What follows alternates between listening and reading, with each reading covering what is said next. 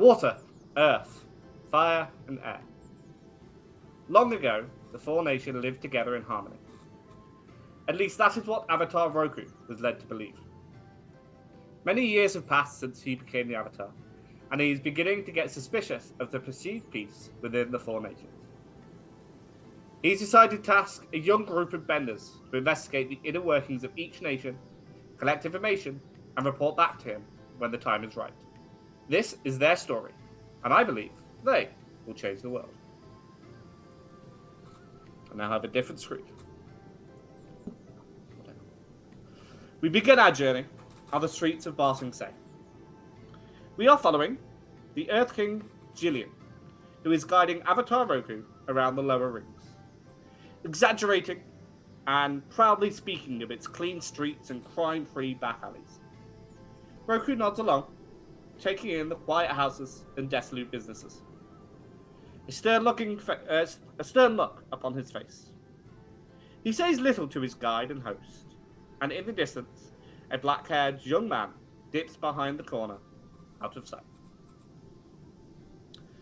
A fair distance away, in the inner ring of Ba Sing Se, the first dignitary, representing the air nomads, has arrived for the meeting of leaders, hosted by the Earth King himself.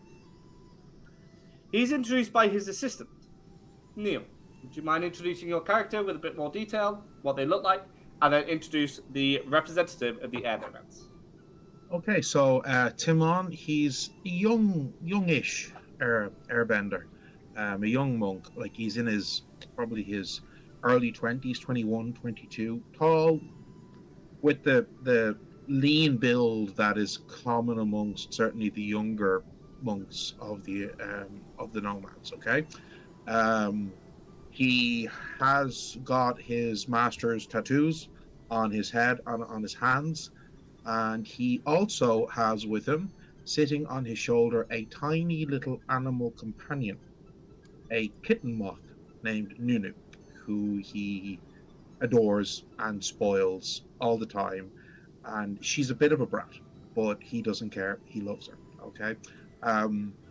He's also, as an airbending monk, takes very seriously his role as an emissary between the world of humans and the spirits, and Nunu helps him with that connection.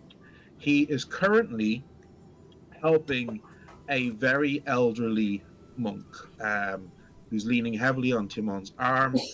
This monk is Monk Zay, who is one of the members of the Council of Elders in the Southern Air Temple. He's an ancient monk in his 70s with white hair that grows in tufts on his head.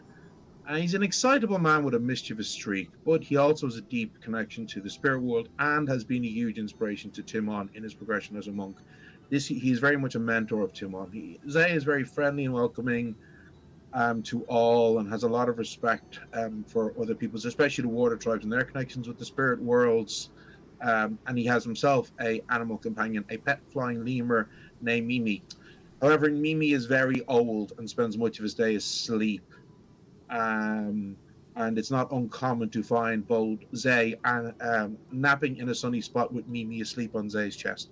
Zay actually trained Avatar Roku in airbending when he was younger, and has a great respect for the Avatar, thinking he's done immense work in his role as the keeper of peace between the different peoples, between the different nations. Wonderful, thank you very much. And apologies if you did say, what temple are you and we are both, myself and my mentor were both from the Southern Air Temple. Excellent. How did you get here today? Air Bison. Very nice. Okay.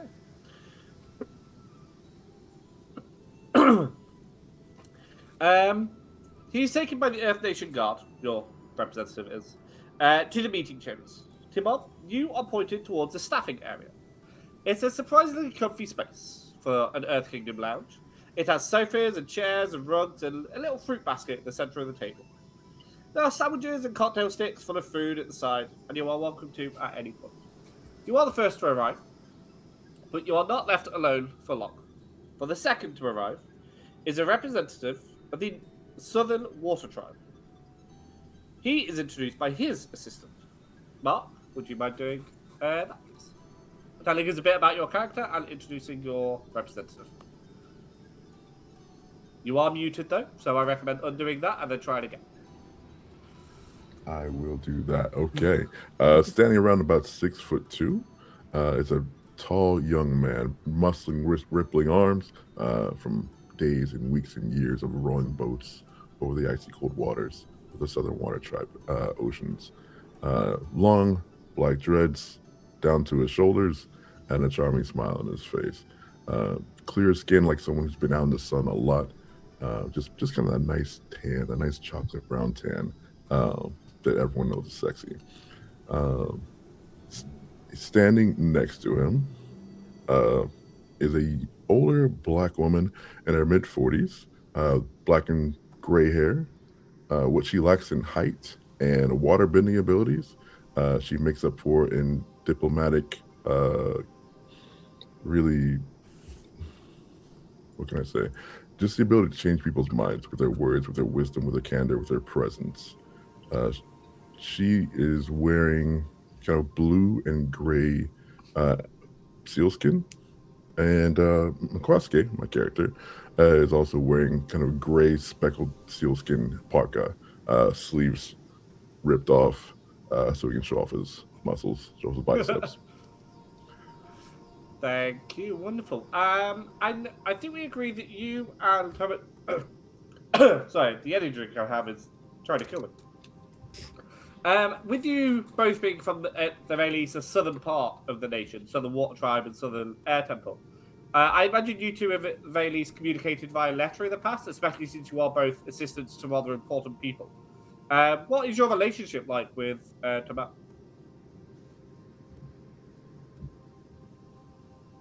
I'm asking either of you to input here. What have you spoken to each other? That's a great question.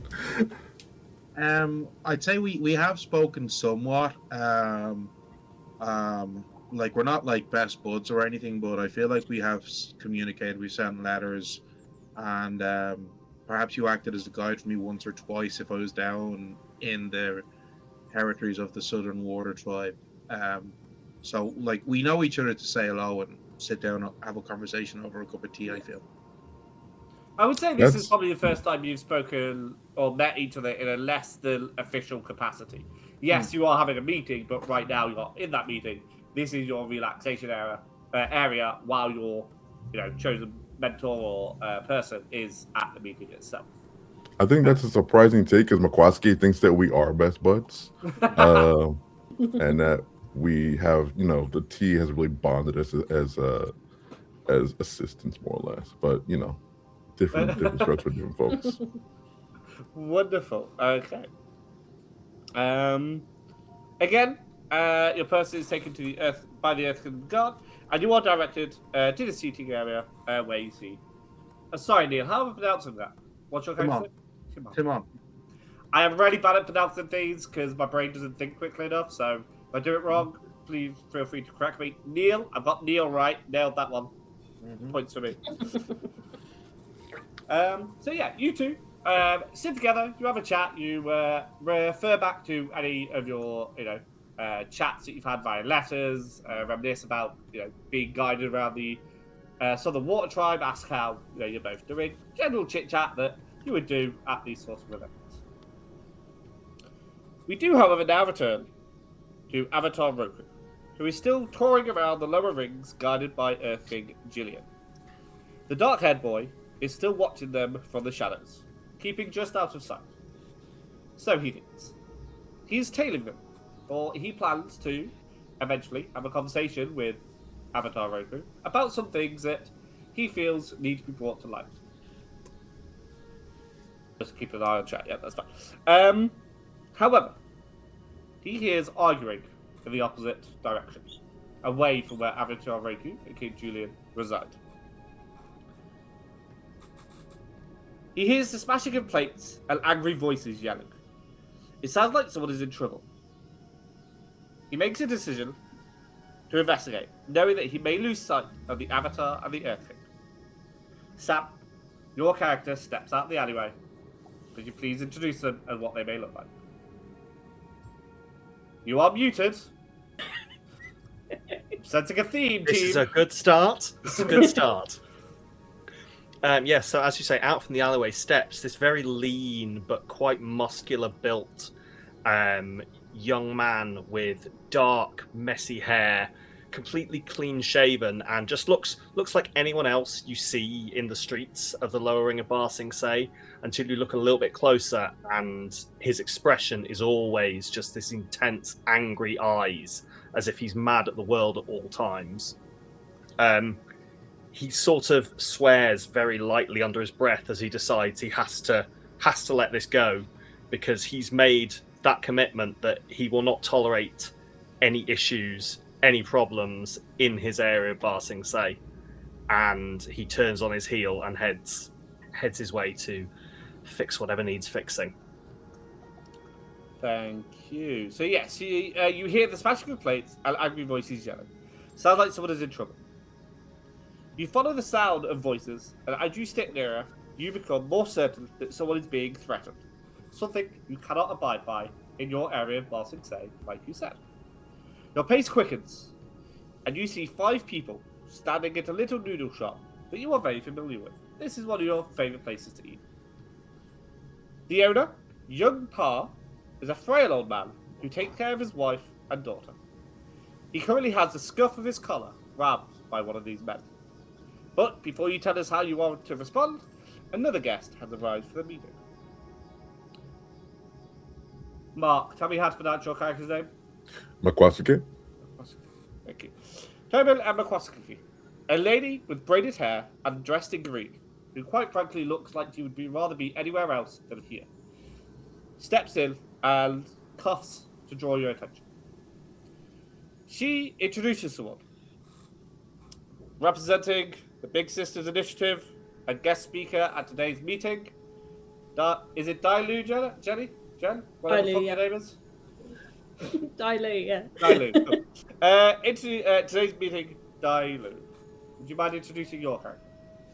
Yes, so Dai Lu is a sort of pale, kind of quiet-seeming person. She does not look particularly confident to be here. She is very pale, green eyes, sort of dark sort of wild brown hair that's sort of always braided to one side. And she is originally from the Foggy Swamp, so still kind of clings to that kind of more natural kind of jungly type look in how she dresses, but she moved to the Earth Kingdom to carve her own path, and ended up working with the Big Sisters Initiative, which is what it sounds like. Was to help the youth in the lower rings of Ba Sing Se, to try and keep them out of trouble, get them on the right path. And that is what she's like as a person. She's always looking out for other people. And that's why she was asked here. Wonderful. Thank you very, very much. Now, unless you guys tell me otherwise, this is the first time you have met either of the other two. Do you introduce yourself again? Like, how do you guys communicate? Do you say hello? Do you ignore each other? Once she walks in, I get up and I bow.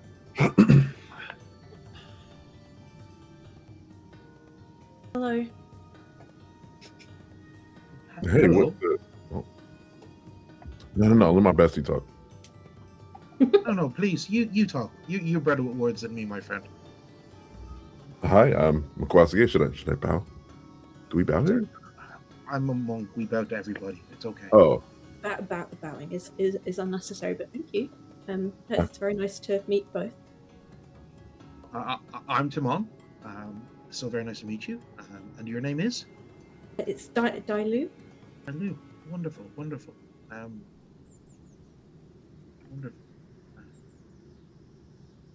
yeah, Dai Lu, Big Shoe, what it do? Pleasure to meet you. I'm Makwasuke, from the Waterbending Tribe, Southern Waterbending Tribe, to be exact. And it's a pleasure to meet your acquaintance. I'm a waterbender as well, but I'm from the Foggy Swamp. You're from the Foggy Swamp. The Foggy Swamp. Yes. I've heard so much of it. I've never been, but it's somewhere I've always wanted to visit. It's such a place of immense, powerful spiritual energy. Yes, and it's lots of plants and things. Yes. Oh my, you're so lucky to have grown up there. Some could say that, yes. Please, would you like some tea? Oh, yes, that'd be lovely. Thank you. Awesome. Temon will go and pour Dai Lu some tea. Wonderful, thank you. I've lost where I am on my notes. There we go. A short while later, a gentleman draped in reds and yellows, clearly a member of the Fire Nation, announces himself and introduces a much younger and more nervous-looking boy. Mr. Zol Kor, here to represent the Fire Nation at the meeting of leaders. I want all three of you to do our first roll. And I don't have my cheat sheet in front of me, telling me what you guys can roll. Whatever the equivalent of perception is. It'd probably be focus. Let's roll that, please, everybody. So, for those who are unaware, this is powered by the Apocalypse system, which means everybody rolls 2d6, and that's pretty much all they roll. I swear to God I had a cheat sheet. Where did I put it? Well, I rolled terribly. I only rolled a 3. Not much better. Roll a 4. Ah. So for our viewers, you want a minimum of a 7 off your 2d6. Sorry, with my +1 for focus, that's a 4. Still terrible. Aha! Found my cheat sheet. No one panic. And Dai Lu?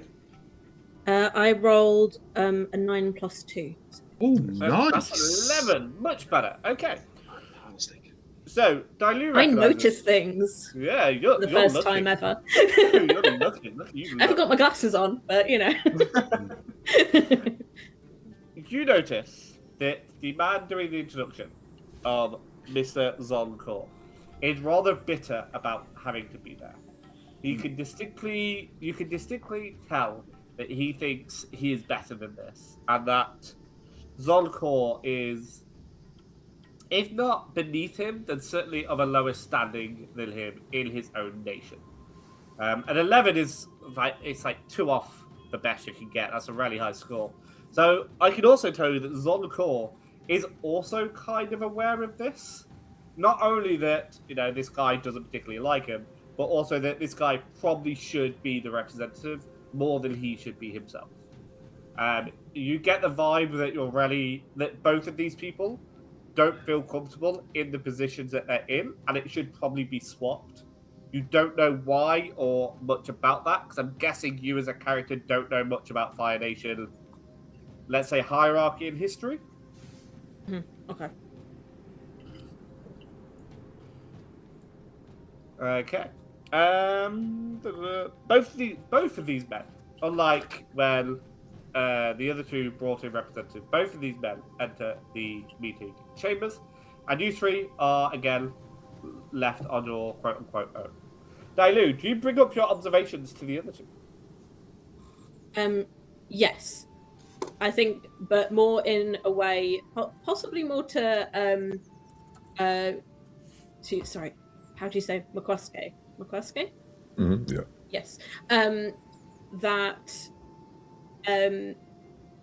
more like it's sort of a little bit of like gossip. Like, did you notice that those two were they did not like each other? I didn't notice, but now I will. Yeah, keep an eye on that. It's very interesting. What do you think the beef is?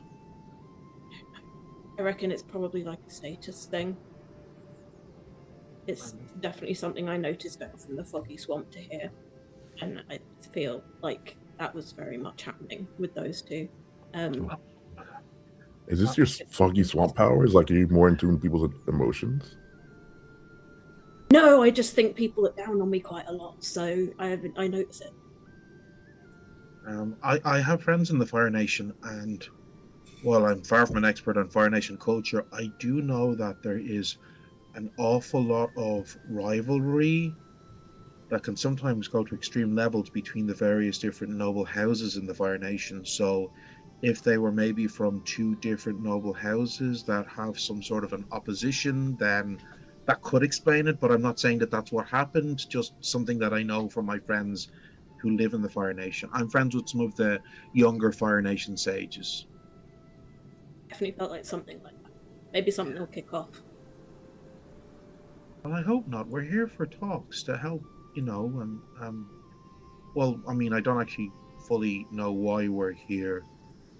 I was just How told... long have you been the assistant to your person? Oh, like forever. Like In for which case, a you good probably while. do know why you're here. You know that this is a semi-annual meeting, that every nation sends a representative to whoever is hosting that year. It rotates according to the Avatar cycle. And this year isn't particularly anything exciting, but it is hosted in the Earth Nation. I would even say this might not be the first time you've come here, especially if you have been the assistant forever. That is something you would have to choose. I just feel like because Mungze is such a joker and such a prankster that he doesn't give a straight answer a lot of the time. So that's why Temon is like, I have a rough idea why we're here, but I don't know the exact details because my master, my elder, he's just such a joker. That's kind of where I feel Timon's at. He's just like, yeah, I was just told to go here. And I would like you, Temon, to roll a... Wow, only 5 stats is hard, isn't it? Jesus. Let's roll a passion. Let's roll passion. Yay, I have a 0 in that. That's a 5. So, as you are familiar, at least a little bit more than perhaps the other two, with the Fire Nation systems and power, you know that the Fire Lord at this current time has been relatively secretive over the past few years, a lot more so than he was at the start of his reign. But you do know that it's more of a families in power rather than like a democratic system or anything remotely like that. And that there's been a recent argument amongst the different families about who should be second in command. No one is trying to overthrow the leader, but everyone is trying to vie for that second spot.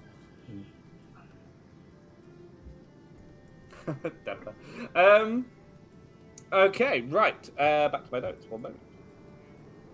Who did I just introduce? Fire Dude. Right, so as soon as the Fire Nation representative and his assistant enters the meeting chamber, the final guest is introduced by the same lady who introduced Dai Lu. But she seems much happier about this one. She feels, you can tell that she's happier to meet this person. Chanelle, would you mind introducing your character and how you are introduced as well? I've got at the moment entertainment for the meeting, but do you have anything a bit more specific about what they might describe you as? I don't want to just say dancer, because that seems a bit undervaluing what you might do. So go for it. I think Kanjira has a little bit of local celebrity, at least amongst people who care about what she does. Not in general, just people that are interested in going to dance performances specifically, or like seeing performance art live. Well, it would only be live back then, wouldn't it? So I think there's a little bit of discomfort on Kanjira's face. It's not that she's unfamiliar with being described in this way. It's just it doesn't happen enough that it makes sense for her. Clearly, the person introducing her is someone who has an interest in dance, and so she's uncomfortable with this, like being gassed up essentially. But she is in her community a prodigy of a local dance school, to the point that though she is still in her mid-20s, she is now actively teaching dance in the is it upper or central? The richest ring of Boston. The richest is the upper ring. Upper. Okay. So she teaches in the upper ring. She does live in the middle ring. She is the only student of her academy to have passed a particular exam to move forward the first time. The tradition is that you do it before you're ready, so you learn to tolerate failure and still move forward, and she just didn't fail. And so there is that tension of just like she you could see on her face she is not entirely sure what the big deal is. She just knows she hasn't hit a wall to test her limits yet, so she's not exactly sure how she relates to everybody gassing her up and making a big deal about her talents.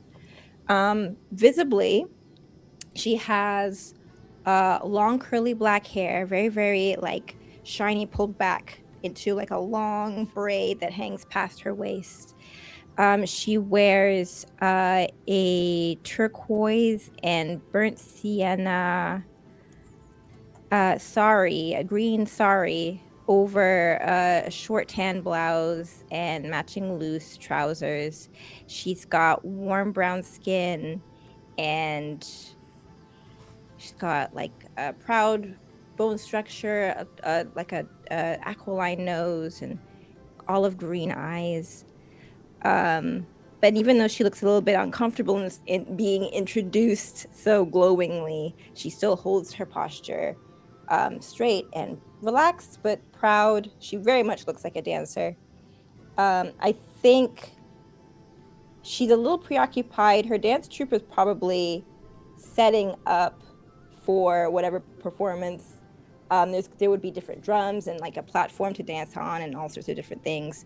So I think in this interaction, she may have been pulled from the group to get gassed up, which is part of the discomfort.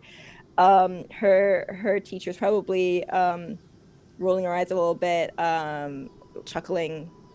There's clearly an interaction, not an interaction, a reaction, a subtle reaction in the group, and see Kanjira get pulled out and introduced. There's clear body language. She clearly wants to stop this interaction and leave and go back to being a dancer that no one is talking to. Speaking of not being talked to, any of the others that are currently in the room, have any of you heard of Kanjira? Yeah, I would not have, no, but I think Makwasuke would have heard of Kanjira, like this kind of low-key superstar, one of the smartest, one of the best, but keeps it humble in their own way. I think the word spread around. Yeah. Okay, and Dai Lu? Dai Lu probably hasn't travelled in the circles to really hear about it, but she finds dancers in general very interesting, so she thinks dance is very beautiful, so she's happy to meet her, but doesn't know who she is necessarily. Okay. Do any of you introduce yourselves as she enters? as soon as she enters Temon, we'll bet. Hi. Dai Lu will just wave from in the back. I'm also gonna look to the side at Temon. Okay, bowing again. Hey, I'm Makwasuke. You are? Kanjira. Kanjira Cole. Nice to meet you. Hold on. You're Kanjira? Yes. You're the Kanjira. There's more than one, but yes. I'm sorry, but should we know you? I don't mean that to be rude. Probably not. I don't. I spend most of my time in the monastery. I'm sorry. Are you a celebrity or a bending master? I dance, but yeah, I think that's where whoever introduced her probably would butt in and then give the context of how like she's kind of a local celebrity, and I think immediately would want to kind of like fan out service about. Yeah, about like, oh, clearly Makwasuke likes the same things that I like. Yes, isn't she amazing? Da, da, da, da, and is trying to like. This Kanjira isn't like, just a celebrity. This is the celebrity of the Earth Kingdom. You haven't heard of Kanjira? Oh my god! Her dance recitals are amazing. They move people, and I don't just mean physically. Like, I've gone to countless shows, and it is an honor to meet you. I mean, introduce you. You're like nobody I've ever introduced. You're not just some like earthbender from the swamps or something. You are a celebrity here. Like, this is someone professional. I'm so sorry. Can I shake your hand? Can I shake your hand? You don't have to. It's sure. Yeah. Hi. Oh, hello. Sorry, Tomem, was it? Tomem? Yeah, come on. Yeah, sorry. Yes. Well, I'm sorry. We don't get dance troops into the temples. You are missing out. And yeah, Makwasuke, you know this person as well? I mean, I've heard rumors. I've heard stories. Oh, finally a person of culture. Yes, my God. I was going to be a dancer myself. I really was. I could have been great. But you're not. You're not a I dancer. injured my leg, sadly. Yeah, injury. Tall discus right there in the leg. That's sad. I don't know who knows less about the body, me or the person I'm role playing. Yeah, no, I could have been, well, maybe not you, but I could have been great. Yes, of course. I don't want to make assumptions about the injury you sustained, but I think I know dance is for everyone. I dance. If it makes you happy, do it. Find a way. Yes, well, maybe. I could show you. No, it's okay. I've got to go. But thank you so much for shaking my hand. And hi, yes. These are people too. Hello, bye. Okay. Bye. They seem like a friendly person. I'm so sorry that I've not heard of you before. It's not. I'm sure you're brilliant. Makwasuke he's a much more worldly traveled man than I. So I tend to spend a lot of time in the monastery or in rather remote sites where there are spirits. So I don't get to really go to theater very much. But perhaps while we're in Ba Sing Se, we could go and see one of your shows. That would be delightful. I mean, Makwasuke, I'm sure you'd love to go, yes? Oh, hell yeah, most definitely. And Temon, don't downplay yourself. You write some of the best handwritten letters. Your handwriting is so perfect. Can't believe it. The best pen pal I've ever had in my life. You're too kind. You're too kind. Hey, well, we're all meeting everyone for the first time at the same time. I'm not really expecting anybody to have had to. Honestly, I'm surprised that anyone knows anything about anything I do outside of Ba Sing Se. As for dance performances, actually, I'm here as part of my dance troupe. As she gestures to the dance troupe, there is already like too much attention in this direction. People are waving, and some people are making just kind of like sassy, like, "Ooh, aren't we like a big shot?" Body language in this direction. She quickly redirects. Yeah, we're gonna perform during this event. Hope you enjoy. That being said, I should probably go help my troupe set up. Nice meeting all of you. As she leaves the room and across the city, somebody whose name I have completely forgotten. Sam, what's your character's name? It's not my screen. Bowen. Bowen, thank you. Oh yeah, now you change. Cool.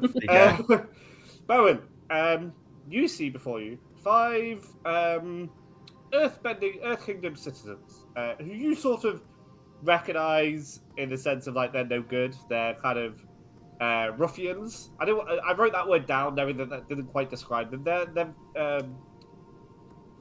bad people. They're bad people. Bad guys. Cool. Nailed that description. Go me. And they are threatening this gentleman. As you draw nearer, but before you interrupt, you hear them sort of threatening him, going, "You know the rules. Everyone's supposed to be shut down even. Order of the king. You'll have to pay a hefty fine. Pay it up now." The old man, whose name I have also forgotten. God, I'd love to remember someone's name. I can't afford to shut down this early. We need the money. Like, I can't just have a day off. Would you like some noodles? Please, you're hurting me. My throat, you're hurting me. How do you respond, Sam?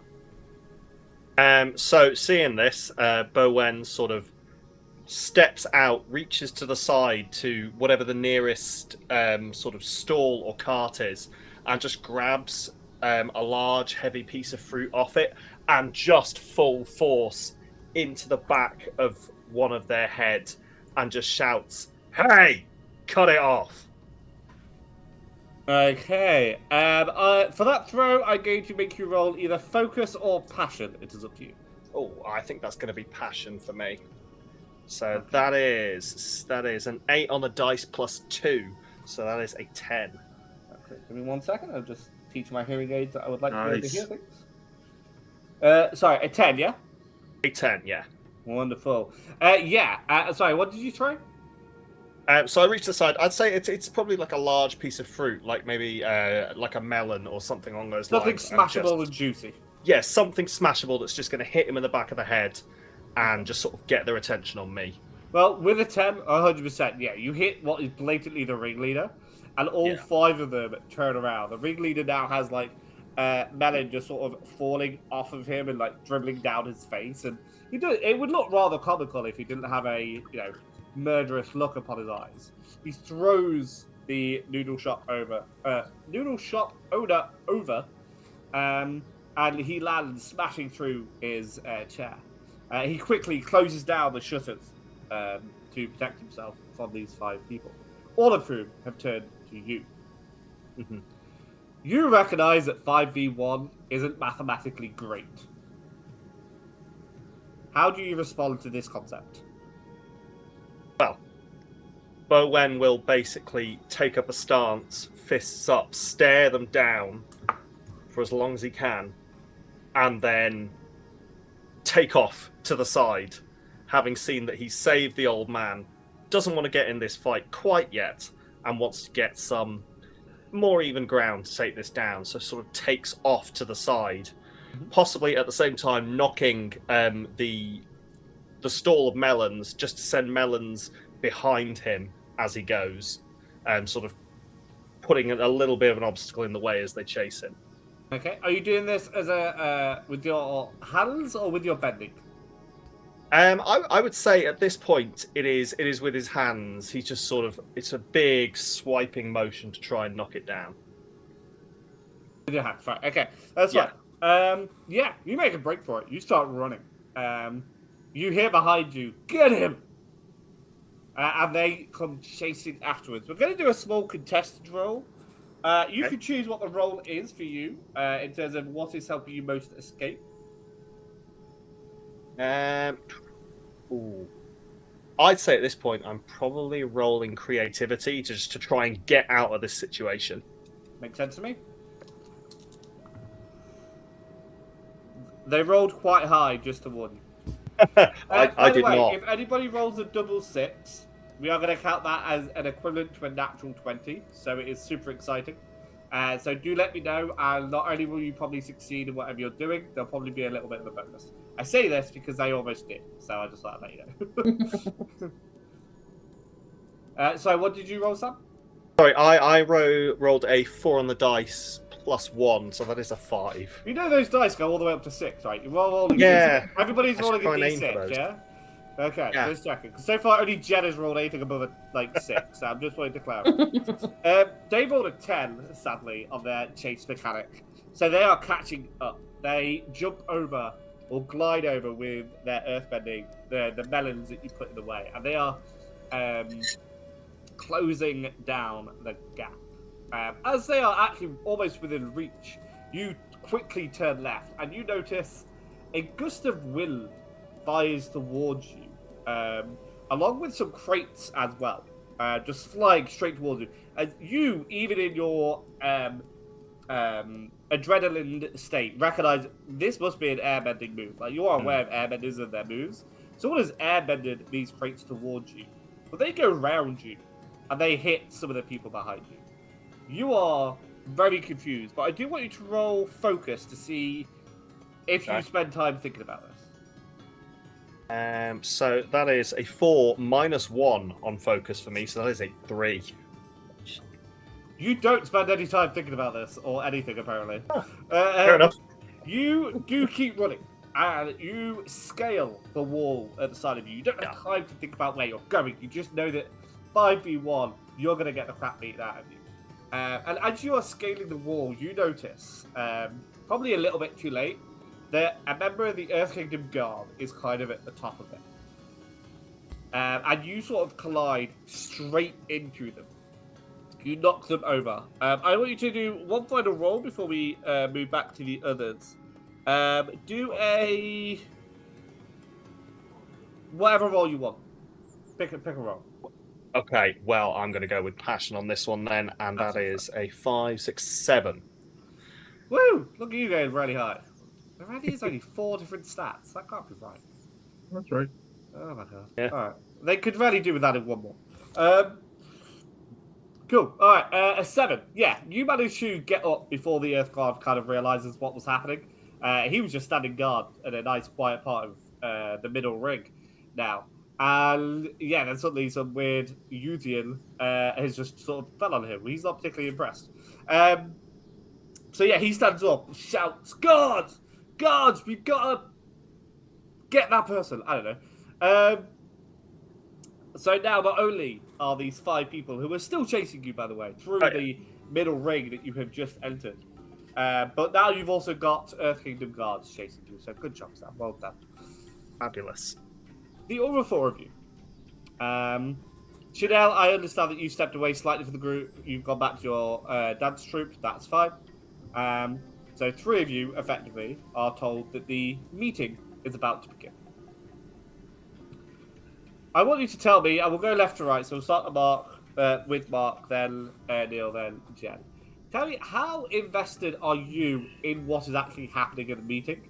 And how far will you go to learn this? If you even are bothered at all. So, Mark, what's your character doing? I think Makwasuke is very invested in this meeting. Makwasuke spends his days during certain seasons doing tours with some of the wealthy and elite of different kingdoms, and he uses that time to kind of schmooze his way into conversations that he normally wouldn't be a part of, learn information, and pass along to his people at the Southern Water Tribe. So this meeting of leadership in the Earth Kingdom is very important to Makwasuke. And as a matter of fact, his mentor, the person who's assisting him, just told him to keep a keen eye out on different factions in the place. So I'm here to learn, here to pick up things that I normally would pick up on, and just kind of get for the sake of the Water Kingdom, Southern Water Tribe, get as much information as I can for our own security, so to speak. Okay, thank you. And Temon? Temon's a bit more ambivalent about it. On the one hand, he feels that if there's anything of significance that he needs to know, that his mentor Mungze will tell him.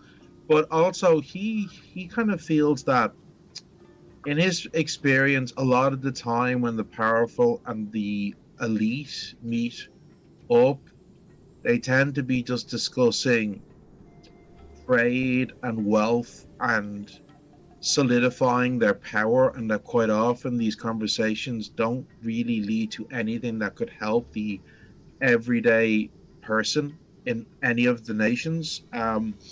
So he just kind of used this as, oh, it's the 1% meeting up to talk about becoming even more wealthy 1%ers, you know. Obviously he knows that the Avatar is going to be there acting as a focus to ensure that there is consideration for others, but I don't want to say he's cynical, because he's not a negative, cynical person. He's just, he's ambivalent because of a lack of, I guess, material desire, if that makes sense. Mm-hmm. Okay. Finally, Dai Lu? I feel like Dai Lu is not really paying attention to much at all, because she's too nervous about the fact that she's supposed to be addressing these people. She feels very out of her depth, so that's kind of all she's thinking about. So the rest of the meeting's just sort of washing over her while she feels panicked. Okay. And I just do want to check, Kanjira, do you particularly want to take note of what's happening in this meeting, or are you more care about your dance recital? Is the meeting happening where I'm assuming the meeting is happening like where she physically is, correct? It's kind of behind closed doors at the moment. You are at the entertainment at the Oh. end, so there'll be a stage area that they all go to it afterwards. I think unless she has an opportunity to like kind of like put a cup to the door and see what's going on. Like she has an interest in it. She does have an interest in politics, local politics particularly, but she doesn't really have a reason to be in the meeting. So I think at the most there might just be like body language, like facial expressions, like gaze towards the door, like a leaning, trying to be near, try to catch what's going on. She wants to know what's going in there, but she has no business being in there. Okay. And I did say that the meeting was starting, but there is, of course, 2 people who have yet to arrive. And they enter the room. No one needs to introduce them because everybody knows who they are. You have the Earth King and Avatar Roku. Now, I think Temon might have met him or at least heard about him enough, but how do you guys respond to the actual Avatar? And, let's be honest, the King of the Earth Kingdom. How do you respond to that? I feel like Timon's not immediately going to clock the king, but he immediately recognizes Avatar Roku and goes into a very deep bow. Okay. Like,